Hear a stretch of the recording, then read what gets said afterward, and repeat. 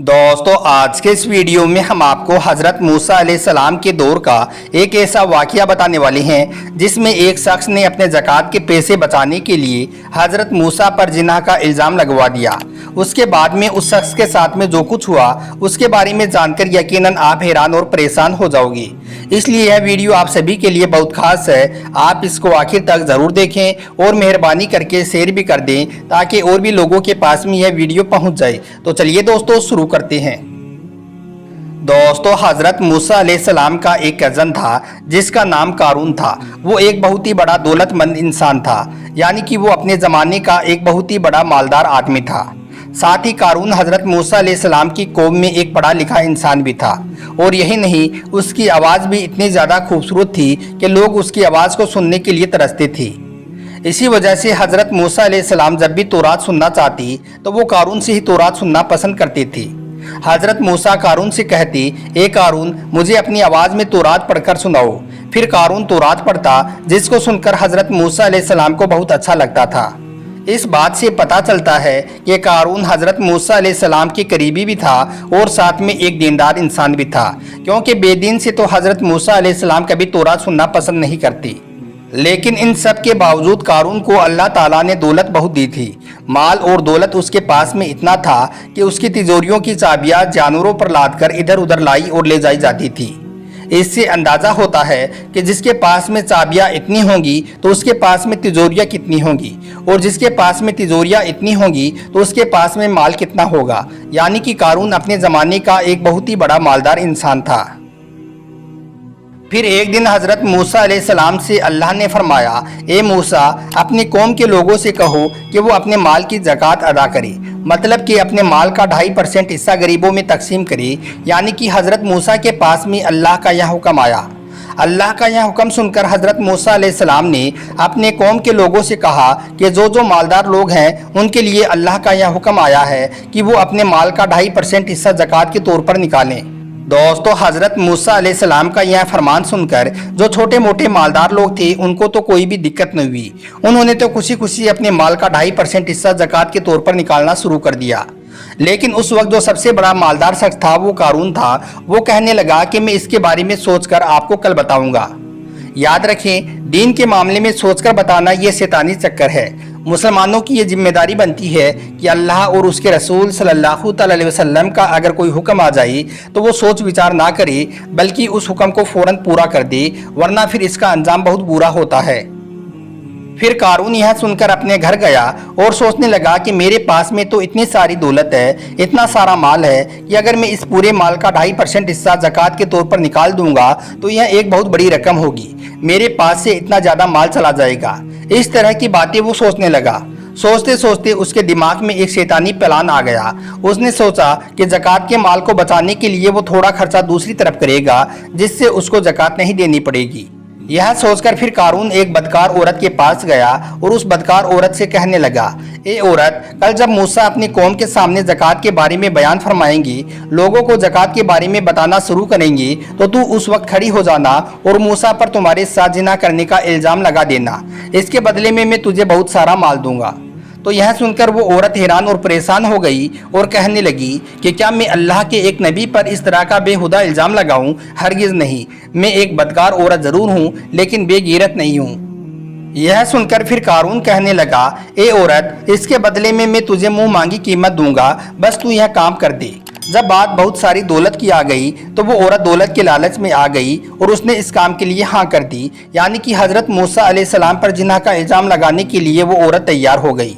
दोस्तों उसके बाद सुबह हुई। हज़रत मूसा अलैहिस्सलाम की महफिल सजी। जब महफिल में सारे लोग आ गए तो हज़रत मूसा खड़े हुए और ज़कात के बारे में लोगों को बताने लगे।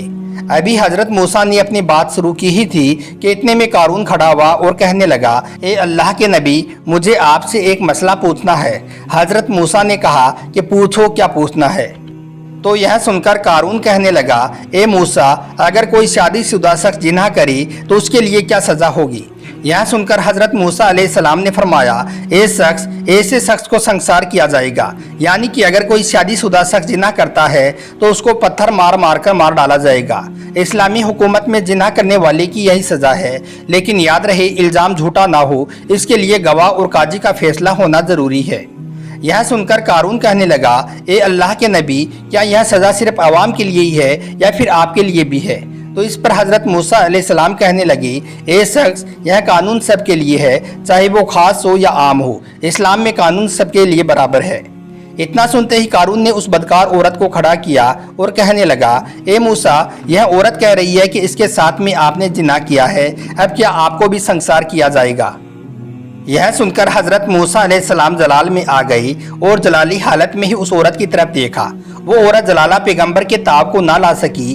जैसे ही हजरत मूसा ने उस औरत की तरफ देखा तो उसका पूरा वजूद कांप गया। इसलिए फिर वो औरत कहने लगी, ए अल्लाह के नबी, मुझे माफ़ कर दो, ऐसा मैं नहीं कह रही हूँ। इसने मुझे ऐसा कहने पर मजबूर किया है। इसने मुझे ऐसा कहने के बदले में मुंह मांगी कीमत देने का वादा किया है, बस सिर्फ इसीलिए कि इसकी ज़कात के पैसे बच जाएं।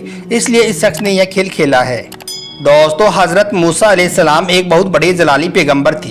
आप जब जलाली हालत में होते तो आपके बाल जिस्म के कपड़ों के बाहर निकल जाते थे। आपको बाल अल्लाह ने कुदरती तौर पर इतने बड़े दिए थे कि जब आप जलाल की हालत में होते तो आपके बाल आस्तीन और आपके कपड़ों के अंदर से बाल खड़े होकर बाहर निकल जाते थे। और यही नहीं, आपके अमामा से शोले उठती हुई नजर आते थे। इस तरह से आप एक बहुत बड़े जलाली पैगंबर थे।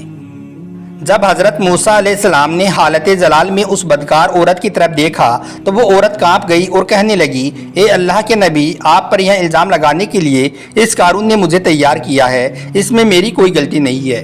यह सुनकर हज़रत मूसा अलैहिस्सलाम ने आसमान की तरफ अपना सर उठाया और अल्लाह से हम कलाम हुई। आप कहने लगे, ए अल्लाह, इस शख्स ने तेरे मासूम नबी पर इस तरह का झूठा इल्ज़ाम लगवाया है सिर्फ इसलिए कि इसके ज़कात के पैसे बच जाए। यानी कि इसने सिर्फ अपने ज़कात के पैसों को बचाने के लिए मुझ पर झूठा इल्ज़ाम लगाया है।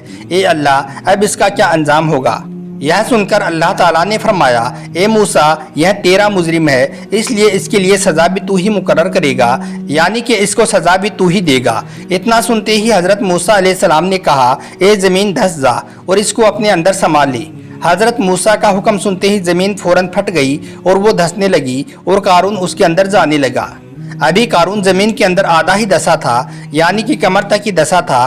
इतने में धंसते धंसते कारून कहने लगा, ए मूसा, मेरी दौलत पर कब्जा करने का अच्छा तरीका निकाला है कि मुझको ज़मीन में धंसा दो और मेरी सारी दौलत पर कब्जा कर लो। हज़रत मूसा अलैहिस्सलाम ने जैसे यह सुना तो कहने लगे, ए ज़मीन रुक जा। ज़मीन रुक गई। फिर आप अलैहिस्सलाम ने हुक्म दिया कि इसकी सारी दौलत को लाया जाए और इसके सर के ऊपर रख दिया जाए ताकि इसके ऊपर दाब और ज़्यादा बढ़ जाए। फिर फरिश्तों ने उसके पास में जितनी भी तिजोरियाँ थी, जितनी भी उसकी दौलत थी, उन सबको एक जगह पर इकट्ठा किया और फिर लाकर उसके सर पर रख दी। इससे पहले तो कारून ऐसे ही बिना वजन की ज़मीन में धंसा जा रहा था, मगर अब तो उसके सर पर उसकी दौलत का बोझ रख दिया गया था, यानी कि उसके सर पर बहुत सारा वजन रख दिया गया था। फिर हज़रत मूसा ने हुक्म दिया, ए ज़मीन धंस जा। फिर देखते ही देखते कारून अपनी सारी दौलत के साथ में ज़मीन में धंस गया। दोस्तों, अल्लाह के प्यारे नबी हज़रत मोहम्मद सल्लल्लाहु अलैहि वसल्लम जब यह वाक़िया अपने दौर में बयान फरमा रहे थे तो उस वक्त आपने फरमाया कि अभी भी कारून ज़मीन के अंदर धंसा जा रहा है। तो देखा आपने ज़कात ना निकालने का अंजाम। माल की मोहब्बत ने कारून को किस मंजिल तक पहुंचा दिया। आज हमारे यहाँ भी कुछ ऐसा ही हो रहा है। लोग अपने माल और दौलत के नशे में इतने ज़्यादा पागल हो गई हैं कि उन्होंने ज़कात को ही भुला दिया है।